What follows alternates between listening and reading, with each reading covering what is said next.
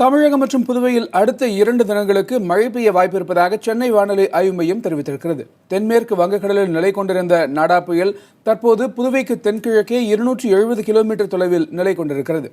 அடுத்து வரும் 12 மணி நேரத்தில் நாடா புயல் வலுவிழந்து ஆழ்ந்த காற்றழுத்த தாழ்வு மண்டலமாக மாறக்கூடும் என்று வானிலை ஆய்வு மைய இயக்குநர் பாலச்சந்திரன் கூறினார். அது வடமேற்கு திசையில் நகர்ந்து நாளை அதிகாலையில் கடலூர் வேதாரண்யம் இடையில் கரை கடக்கும் என்று எதிர்பார்க்கப்படுவதாகவும் கூறப்பட்டிருக்கிறது. இதன் காரணமாக அடுத்து வரும் 2 நாட்களுக்கு தமிழகம் மற்றும் புதுச்சேரியில் பெரும்பாலான இடங்களில் மிதமான மழையும் ஒரு சில இடங்களில் கனமழையும் பெய்ய வாய்ப்பிருக்கு என்று கூறப்பட்டுள்ளது. சென்னையை பொறுத்தவரையில் விட்டு மழை பெய்யும் என்றும் அவ்வப்போது பலத்த தரைக்காற்று வீசக்கூடும் என்றும் வானிலை ஆய்வு மையம் கூறியிருக்கிறது. கடந்த 24 மணி நேரத்தில் அதிகபட்சமாக வேதாரண்யத்தில் 5 சென்டிமீட்டரும் தலைஞாயிறில் 4 சென்டிமீட்டர் மழையும் பதிவாகியுள்ளது.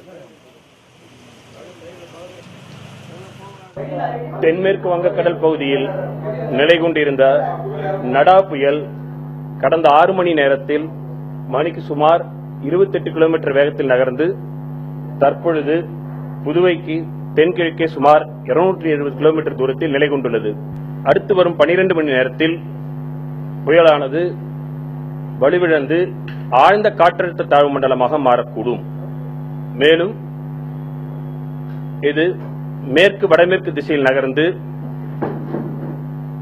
வேதாரண்யம் மற்றும் கடலூருக்கு இடையே நாளை அதிகாலை கரையை கடக்கக்கூடும்.